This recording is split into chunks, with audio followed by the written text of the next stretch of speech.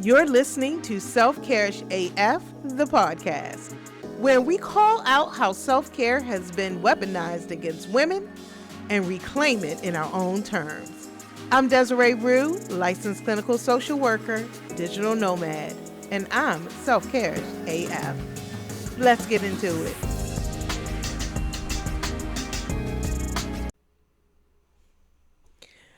Welcome back. Welcome back to another episode. And today we are going to talk about friendships. Yes, we're going to talk about friendships. And I know you might be saying, Desiree, what does friendships have to do with self-care? Friendships has everything to do with self-care. Who you are spending time with, who you are allowing to pour into you, who you are spending a lot of time around. It's really oftentimes a reflection of what you think about yourself internally. Every decision that you make about you is essentially your self-care at work. So that also includes your friendships. Yes, your friends, who you bang around with, who you are spending the most time talking to, who is influencing, who is giving energy or taking energy away. These are all the decisions that really flow from your sense of self. And so I want to talk about friendships as a component of self-care that we often don't think about, but that is very important. You know, in episode 1, I talked about self-care being a system. And it's not just one thing when we talk about self-care. It is several things. It is at least 5 things. And in the framework that I've built called Shift, there are 5 distinct areas that really work together. And I'm going to talk about Shift in a few later episodes, but one of the components of a system, of your system of self-care, is foundational needs. That's what the F is in Frank. I have to say that all the time because my accent, the way it's set up, I don't know, that F doesn't always come out well. So I always say F as in Frank, stands for foundational needs. And friendships, support, is a foundational need for us all, and particularly when we're talking about our self-care needs, right? Who you're spending the majority of your time talking to, listening to, whose energy are you around more often than not? All of these things play a part. How you hold on to friendships, who you let go of, how you evolve, and your friendships should be evolving with them. Listen, I'll tell you a personal story. I knew that who I was as a person was certainly changing by the women that I was beginning to befriend. And this is not to say that any of my old friendships were bad. Listen, I'm blessed. I have an amazing circle of friends across the world. I meet friends very easily. I become a friend very easily. And so I am never without quantity or quality in my relationships. And I also know how to discern people and also know how to discern my way out of relationships as well. But I knew, like, if I think about over the past few years, the new people that have come into my life, they all are quality people. They all are, amazing in their individual rights, in their professional rights. They're dreamers, they're doers. And I recognize them because they recognize me because the energy is the same. The energy is the same. And when you start looking at relationships from a different type of energy, particularly the one that you have for yourself, you start to notice, that the decisions you're making, even in the friendship categories, are changing. So I want to talk about friendships because many of us, or many of you, because I'm not anymore and I'm okay to say it, but many, a lot of people are still stuck in relationships, friendships, workships, situationships, a bunch of ships that are sinking. They're not good. They're not solid. And so they don't provide that foundational support that you need when you need it. We know that the foundation are things, they hold weight. They are built to make things stable. And if your foundation is shaky, particularly when it concerns you, yourself, your authentic self, if the things that are supporting that are shaky, it's going to be very difficult for you to be able to enact decisions about yourself when it comes to who gets in and who gets out. And, on the other side of that coin is, how are you showing up into friendships, right? Are you a good friend? What are you bringing in terms of energy, in terms of yourself? Because, hey, if you have parts of yourself that you are hiding from yourself, you also hide those parts from other people. So you aren't able to receive friendship well, and you're also not able to be a good friend. And friendships can be a red flag when you meet people. You meet people and they know a lot of people, but they don't seem to have a lot of friends, or a good friend, like the one person that if you wanted to plan them something, a surprise birthday or do something for them, you don't have one person that you could call, a person that has, conflict everywhere. They're beefing, all the females that they know they're beefing with, the guys they know they're beefing with. They beefing with everybody in the family. Like, there's always some type of conflict. That lets you know, right? The type of maybe person that they are. And you have to decide, is this the type of energy that I need to support who I am and where I'm going? So friendships are definitely a part of a part of the decisions that you make for yourself. And we're going to talk through that. And there is science that backs this up. There is actual data. I love data because in my mind, I'm an intellectual and very much an academic and a thought leader. And so I'm always reading, always curious, always learning. And so there is data around friendship and our happiness. So I want to share one thing just off the bat that talks about like the people that you're around and why that is so important from even a scientific standpoint. And you'll recognize this. Your parents have always kind of told you.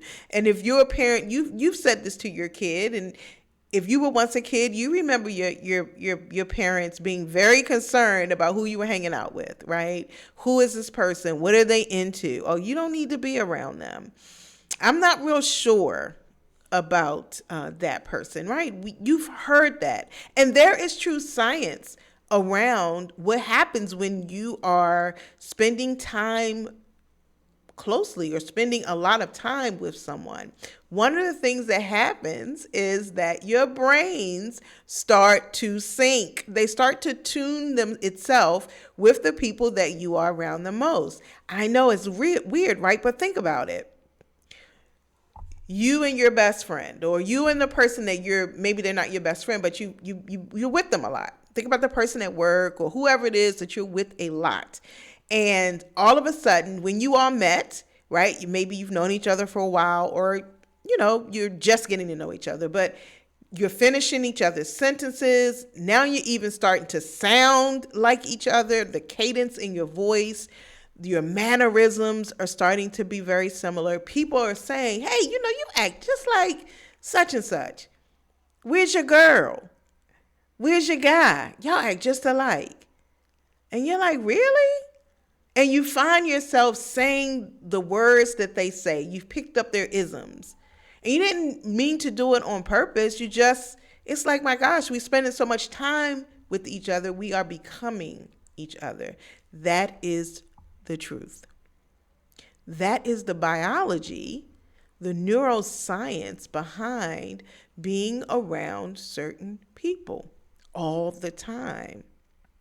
And the name for that neuroscience is called neurosynchrony, basically. synchronizing your brains. And it means that your brain literally starts to sync with the brains of the people around you. And I want that to sink in. Basically, researchers can put two people in a room together and they can literally measure their brain activity and watch the patterns start to align. So the more time you spend with someone, the deeper it goes. Your speech patterns, your emotional responses, your nervous system rhythms, they start to mirror each other. So think about, who are the people that you are around the most? Whether it's your partner, think about your work friends, how you just seem to be, the more time you spend together, the more things you're starting to do alike. It is because your brains are starting to become like. So what does that mean in terms of friendships? So that means that the more you hang around your friend that's more calm, more grounded, your go-get-it friend, your friend that has the big ideas, always doing something good, like, always getting these new opportunities or loving to learn or going places that nobody else is going, you find yourself starting to align with that, right? Now things look more possible. Things you didn't consider doing, or maybe an issue you didn't think of a certain way. Now you're like, you know what? I think I'm going to try it, right? Your confidence starts to build up a little bit because your brain is starting to shift. It's starting to become a lot like the person you're hanging around. And the opposite can be true as well. You hanging around a person that's mostly full of drama. It's always something going on. They're always the victim. They are not solution focused. They complain a lot. You find yourself being that way in situations where you normally, wouldn't respond or wouldn't react that way. Now your brain is starting to sync with the person that is doing the opposite. And you don't really realize it at first. You just one day, maybe it's like, wait, like, that's not even me. Like, this isn't even me. Mainly because it starts to go against who you are, particularly if it's on the negative side. It's like, this is not me. And I need to figure out what's going on. So it is important who we are talking to in the morning, who we talk to in the evening, whose energy are we around the most? Because our brains are starting to sync with theirs, right? Who you choose for yourself is often a mirror to what you are feeling and what you have going on within you. What you think about you is how you choose the people to be with you. And I know many of you are thinking or saying, well, no, I don't want a friend like that. I don't, I'm tired of people like that in my life. But then you look up and you have chosen them again, right? It's really it's the same person. It's the same thing, but the people just have different faces. But essentially it's the same thing. And why do I keep picking the same thing? It is because internally, the picker has not changed. Unconsciously, the picker has not changed. You are still picking from what you believe about you. Sometimes you pick from a place that you think you need saving. Sometimes you pick from a place of where it was comfortable. And maybe that place is a past you, who you used to be, but who you are maybe a little scary to show at first. And so you just keep picking people that keep you comfortable. Maybe they don't challenge you. And that's kind of where you are in the moment. If you think about your friendships and some of the ones that you think are really important to you, that you would categorize as important people for you, and you think about who you were when you entered into those friendships, and who you are now. At some point, maybe you were a different version of yourself, right? Either for better or for worse. But those versions are the ones that went out and chose. I think about some of the ships I've been in, right? Some situationships, right? Some relationships, and the version of me that chose those ships, that chose to get on those ships, is not the version of me that I am today. I would never choose those ships for myself at this point, right? Because I have a different understanding of who I am. And I would never give myself ships that did not honor who I was, right? So again, we have to really look at our friendships. They are very much attached to our self-care system. Now, let me share some more data with you, or some other information, because I've told you that I have parasocial relationships. There are people, right, that I consider to be my friends and mentors that I have never met, that I only know on the internet. And they hold very important places in my life. Like, they are my friends. I listen to them. I take advice from them. When I have a question, I go maybe searching for some things that they've said to get it answered. And one of my parasocial mentors and friends is Dr. Arthur Brooks. He is my friend. And actually, my auntie Oprah introduced us. That's how I met him, through Auntie Oprah. And I have just really enjoyed getting to know him and his research, and just even him as a person, because he shares a lot of who he is and his family, like his wife and his kids and his grandkids. I just love them all. And if you're not familiar with Dr. Brooks, he's a Harvard professor and he's a happiness researcher. So he has spent decades studying what actually moves the needle on human happiness, right? Can happiness be measured? And it can. And he has measured it in some ways. And you'll probably hear me talk more about Dr. Brooks and his research, because as I am, continuing to build my own practice in terms of rest and understanding the neuroscience behind decisioning and this self-care system, his research is some of the information that I love to take in. But according to his research, he's talks about friendships, and then he says that real friendships, account for nearly 60% of the difference in happiness between people. Friendships, not money, not status, not even circumstances, but the quality of who you let into your life. The quality, not the quantity. And so there is a correlation between happiness and friendships.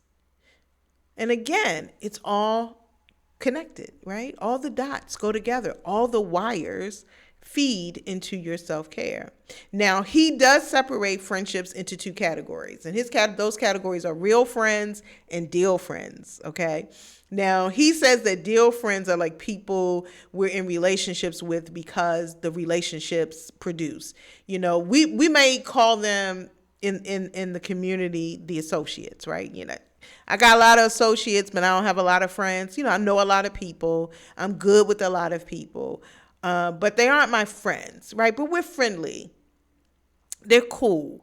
But these are the folk that, if I want, at work, they're working in another department. I don't really know them, but I know, we have a good relationship. If I call them and say, hey, can you put this through? Can I get this from you? Absolutely, Desiree. I got you. And they can do the same with me. And we've built this friendship at work in this way. They're deal friends, right? These are not the people that I am hanging out with after 5 o'clock.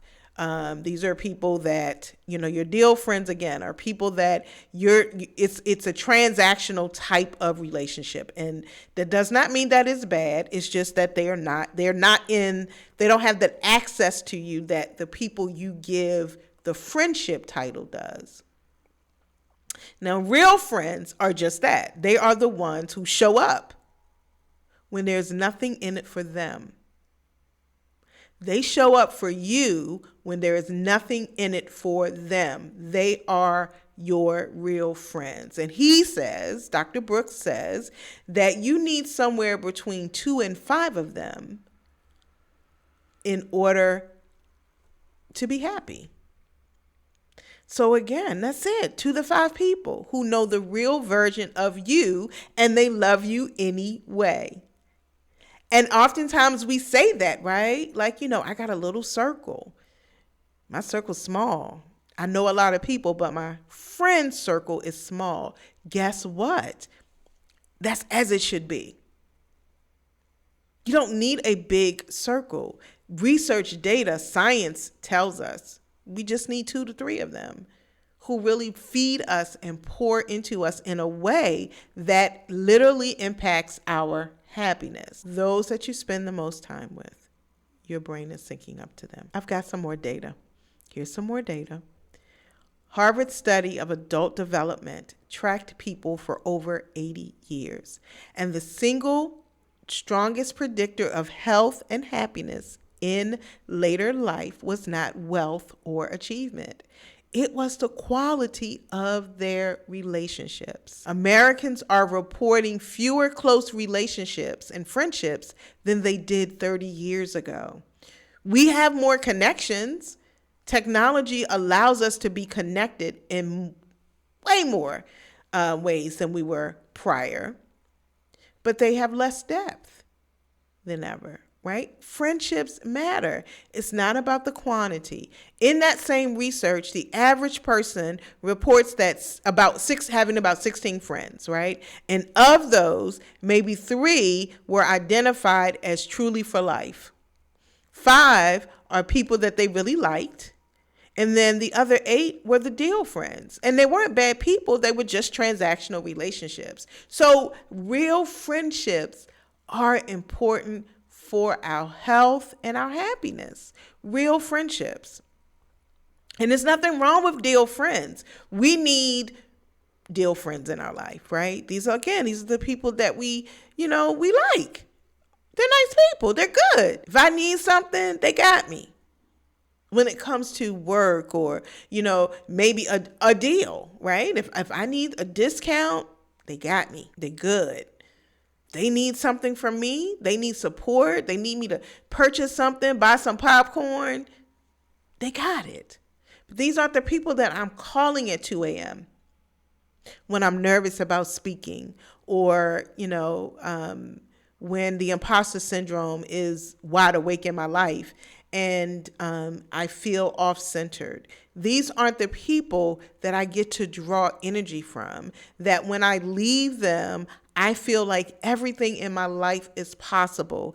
I learned something, even if it was just a new flavor of an ice cream that, oh my God, woke my world up. I can think about the number of friendships that I have and the people that I get to gather with, the women that when we gather on purpose in our little small groups, how all of us, we leave ready for the next interaction. I leave so much better than when I started.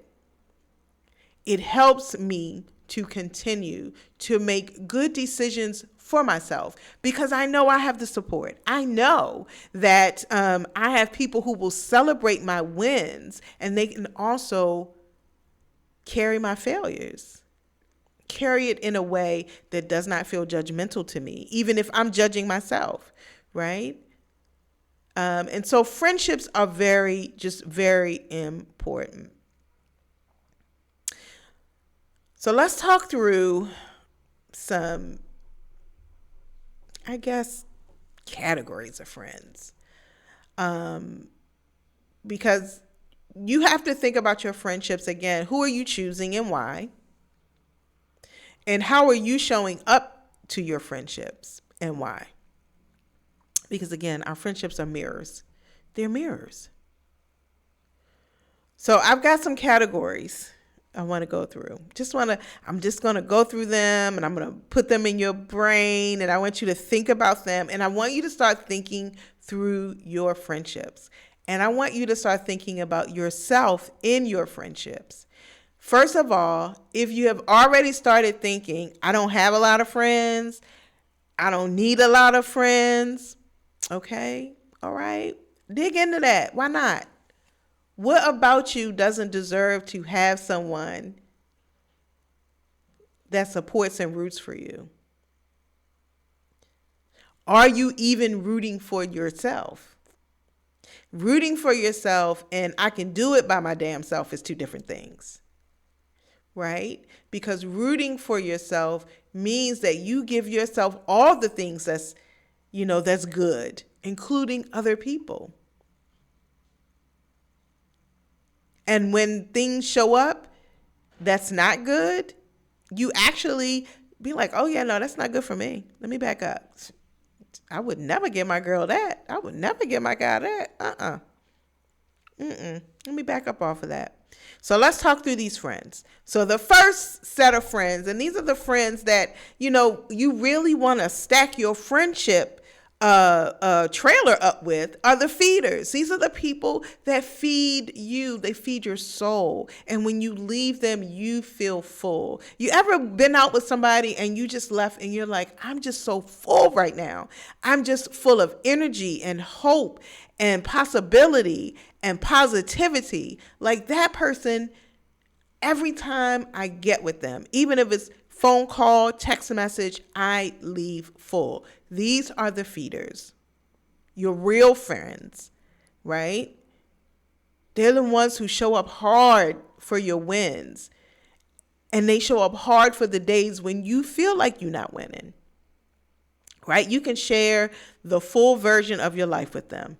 The full version, not the version you think that they want to hear from you, not the version that makes you on even keel with them, but who you really are. You share that with them, your joys, your ambitions, all the big moves that you're going to take. You don't feel like you're bragging. You know that this person on the other side is holding space for you.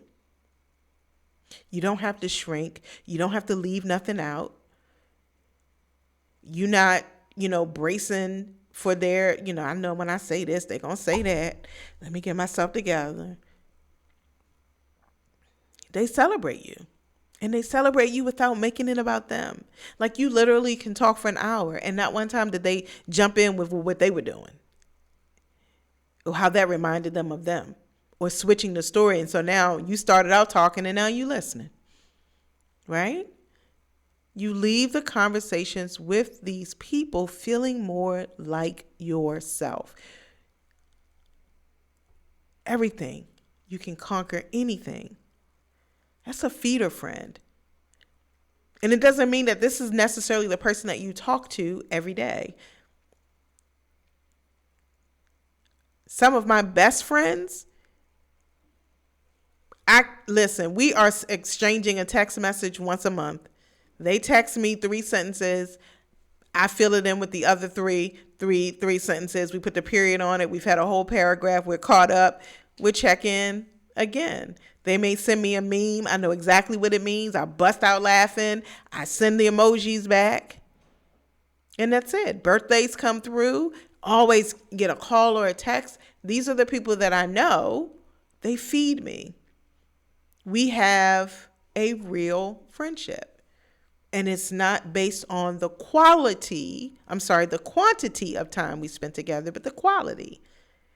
And they know that they can send a bat signal and I'm going to be there by dawn and vice versa. They don't play about me and I don't play about them.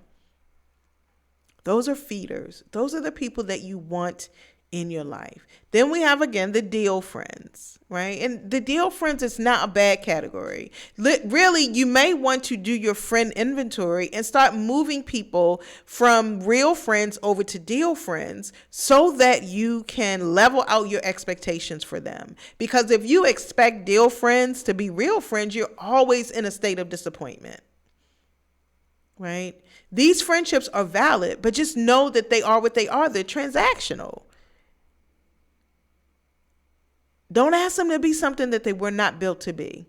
And maybe some real friendships have now turned into deal friendships because you have evolved as a person, or the other person has changed in some way. And that is okay. The goal is to put these friendships where they belong and to ensure that the ones you are choosing for you align with who you are and who you believe you are.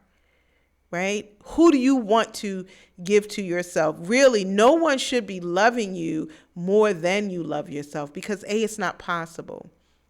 And what happens is when you don't truly love yourself, you don't truly think highly of yourself, you end up picking people who feel the same way about you. That's who you end up with, right? So our friendships really do matter. And then they're the drainers. My gosh. Now these are the ones. These are your friends that you're managing, right? These are the friends that you're managing. Every interaction with them costs you something. It costs a piece of you in some way. Your time, your money, your ears. And they're different than a feeder because you pour out to them, but they don't pour into you the same way. So they're not really a deal friend, because a deal friend is transactional. You know, you all are giving and taking. That is the crust of the relationship. That's what we're here for. We're doing stuff for each other. But this drainer friend, it's kind of an imbalance. You're mostly doing the pouring. And in this friend, you hide, all the good things that you're doing because you already know where it's going to land. Like, you already know. There are some people that will literally ask you how you're doing, not because they really want to know, because that is the first sentence of the conversation that's really designed to be about them. What's up with you? How you doing? And then you start going into it, and the next thing you know, their response is really why they called, or really why they connected with you, because they want to tell you something. They never really wanted to know how you were doing. Or if you call them to tell them something, they're amazingly unavailable or gotta go. Amazing how that seems to happen. These are your drainers. And maybe they didn't start out as drainers, because some of our friendships, they have moved positions even though we haven't physically moved them into their right categories. And sometimes we keep our drainer friends because we may be experiencing a bit of survivor's guilt. We know survivor's guilt to be that, a person feels guilty for surviving an incident or an accident. But sometimes some people feel guilty for surviving their circumstances, for surviving their communities. And maybe you all started out in the same position as friends a really long time ago, when you were different versions of yourselves. And you have gone on, not through luck, well, maybe a little luck, but a whole lot of intention, a whole lot of movement. And you're in a different place, and it's a better place mentally, maybe financially, right? Maybe physically. Like, you are the one who went to the gym. And you are the one who said no to the calories. And you are the one that now has the healthy body, and your friendship circles don't. And they don't understand the discipline that it takes to continue. And you feel bad. Like, you're like, I don't want them to think that I think that I'm better than them. And that's not the case. So there's a bit of a guilt for your accomplishment, because there's no place that accomplishment landed that was positive for you, right? And so you feel a sense of guilt, so you hang out, you still stay. You stay in this relationship longer than you should be, or you stay in the relationship expecting it to be reciprocal and not understanding what it is today. So you keep trying to save, you keep trying to bring them up to you because you don't want to be without them. You want to be with them, so you keep trying to bring them up to you. They refuse, so you keep going back down to them, which feels very uncomfortable for where you are now. How does that relate to self-care? Because sometimes self-care means that we have to make the decision that is best for us. And oftentimes it means letting go of things. And when you have a difficulty letting go, that comes across in the decisions that you're making. That comes across in what self-care activities are actually landing for the long term. So if you've got a bunch of drainer friends, where you friends that you're managing, these aren't the friends that you all sit around and everybody's talking through something or talking about something, even at different levels. Maybe they're not doing it the way you're doing it, but they're doing something. The energy is there. You're not judging it. But again, if you are uncomfortable accepting, who you are becoming, if you have fear of not being supported, or fear of abandonment or rejection from people that you love, that overrides the love that you have for your own self, that will impact the decisions that you make about you. If you stay in a friendship that is draining you, you'll stay in a job that's draining you. You'll stay in an intimate partnership that is draining you. You will continue to choose drainers, okay? Your friendships are definitely a part of your self-care. And then there's the trauma bonds. And the trauma bond friendship relationship is really the hardest category, because these are the friendships that were built in shared pain. Like when you all met, both of you all were going through something, and it was really similar. And the two of you bonded over that. You supported each other through it. But now, whatever the trauma, whether it was, the trauma of college, the trauma of being new moms, the trauma of, whatever it was, whatever this thing, we were both, we went through a divorce. We were both this. We helped each other through, and now things have changed. And that thing you went through was real, and the history is real, but the present is different. And so if the only thing that ever really held the friendship together was the trauma, then when it subsides, the friendship changes. So it's like, if you evolved and moved on and got better, and that person didn't, then that is going to impact your ability. It's going to impact the stability of the relationship, the foundation that you need, right? Because sometimes what we need is truth. Our real friends tell us the truth, and they tell us the truth because they love us. And we accept the truth even when we don't want to hear it because we know that they love us. We can accept the truth from our real friends because we know it's not about you trying to level set with me or you gatekeeping. Trauma bonds, a lot of us are in these relationships and they're bondage to us.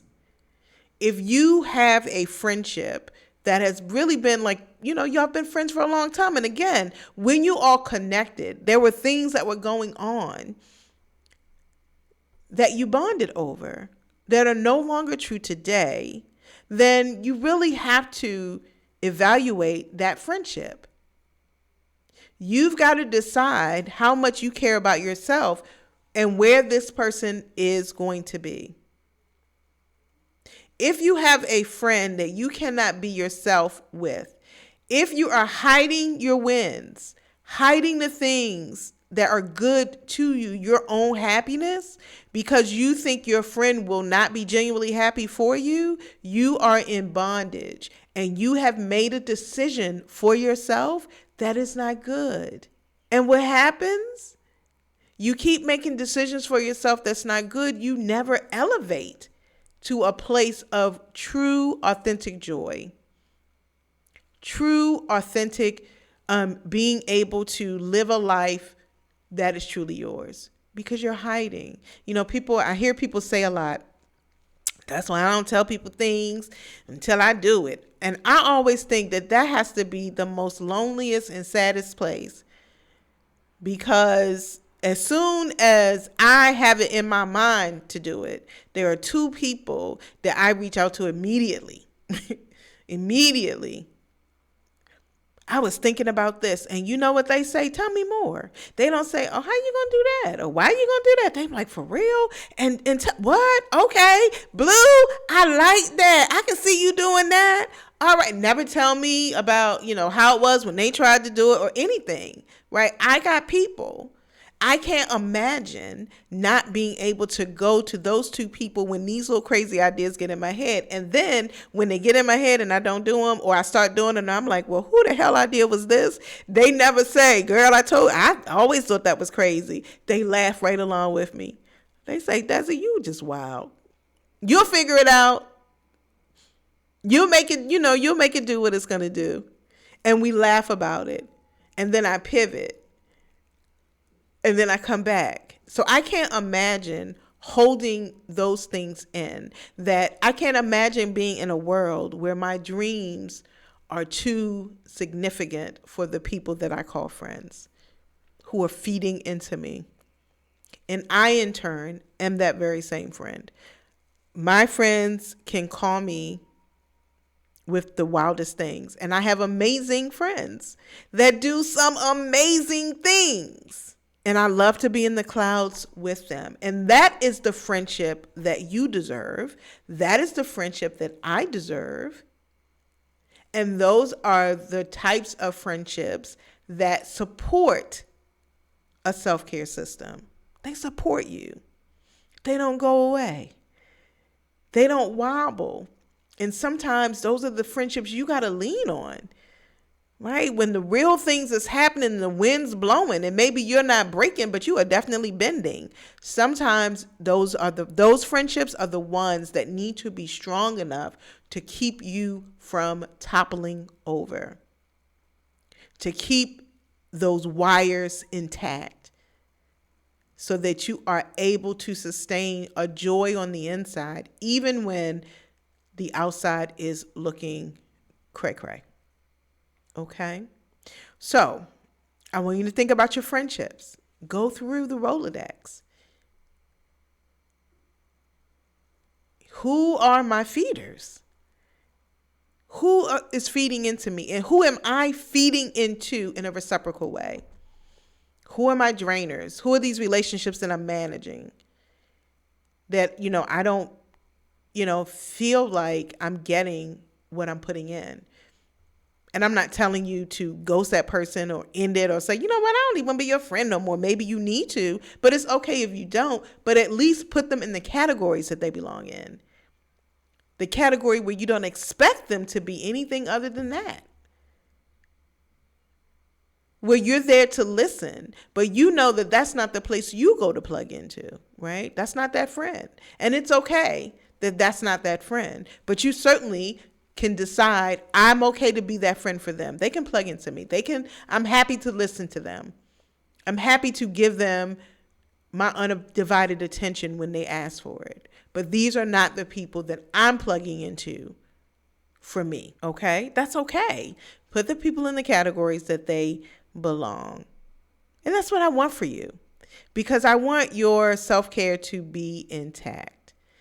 I want you to have the support that you need, the support you deserve. You deserve to be in a friendship that supports you. It is necessary. The data says it. The science says it. Okay? Who's neutral? Who am I holding on to out of history instead of the truth of this moment? Who is my brain syncing with? Who am I talking to every day? Who am I talking to before I go to bed at night? Are they pouring into me, or are they draining me right before I go to sleep or the first thing in the morning? Who's feeding into me, and what are they serving? Awareness is always going to be the first move, right? I'm not telling you to get rid of your friends. I'm telling you to think through your friendships, because you deserve to be supported. You deserve friends who will support your dreams, your ideas, your good days, your bad days, and as one of my best friends says, will love your dirty draws, okay? Someone who is going to love all the versions of you. All of the versions, not just the ones that they bonded with at the time, but the person that you've evolved into. You deserve that. Your friendships are self-care. So think through your friends, and I hope that if your categories aren't aligned, I hope that you are able to really grab a hold of the 2 to 5 friends that you have that you consider are your circle, and that you allow them to pour into you this week. And that you in turn do the same, because friendships are definitely self-care. That's it for today's episode of Self-Care AF, the podcast. If something hit home, share it with a woman who needs to hear it. That's how we're going to disrupt this narrative together. Listen, come find me on Instagram or sign up for my newsletter. I'll put the links in the show notes. I'm Desiree Rue, and remember that self-care is not a reward for surviving. It's our superpower. See you next time.